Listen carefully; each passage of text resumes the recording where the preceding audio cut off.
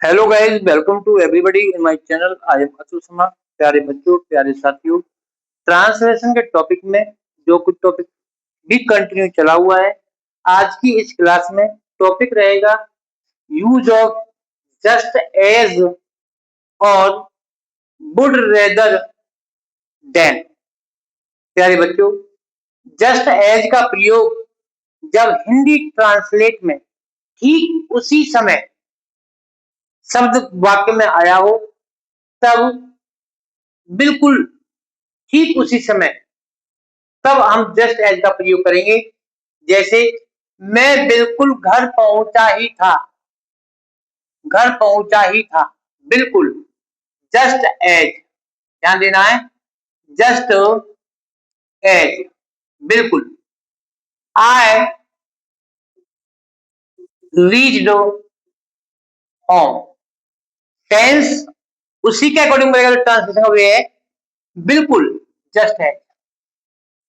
आई reached home, comma, बारिश होने लगी, लगा लगी, it began to rain, it began to rain. मैं ठीक समय पर स्कूल पहुंचा ही था कि घंटी बजने लगी। Just as I reach school, comma, it began to ring the bell. बिल्कुल ठीक उसी समय पर, जब ट्रांसलेशन वे में होगा तब आपको जस्ट एज का प्रयोग करना है, ठीक उसी समय, बिल्कुल। तो ऐसे वाक्यों में जस्ट एज का प्रयोग करेंगे। और वुड रेदर देन का प्रयोग एक कार्य की अपेक्षा दूसरे कार्य का अधिक पसंद होना। वुड रेदर देन का प्रयोग एक कार्य की अपेक्षा दूसरे कार्य का अधिक पसंद होना। जैसे एज ए एग्जाम्पल, मैं लाल किला देखने की अपेक्षा मैं लाल किला देखने की अपेक्षा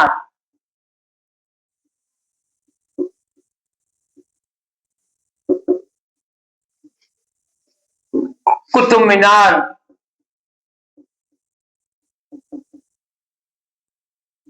देखना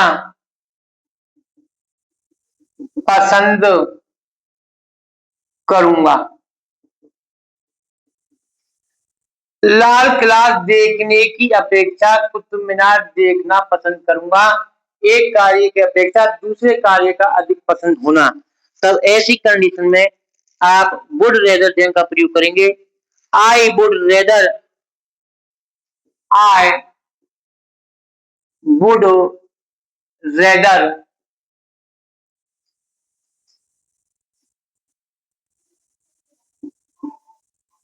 सी द कुतुब मीनार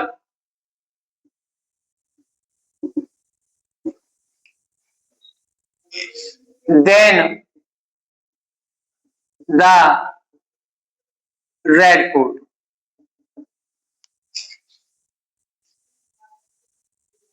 तो प्यारे बच्चों, प्यारे साथियों, ऐसे वाक्यों में हम वुड रेदर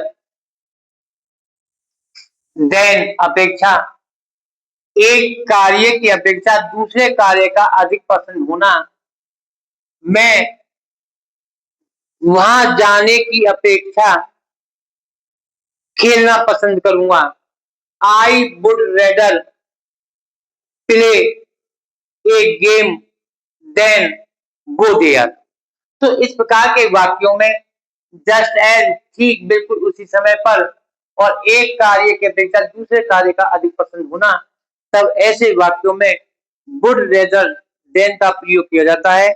तो आज की इस वीडियो क्लास में जस्ट एज का प्रयोग ट्रांसलेशन में और वुड रेदर देन का प्रयोग आपके सामने किया गया। Thank you, have a nice day.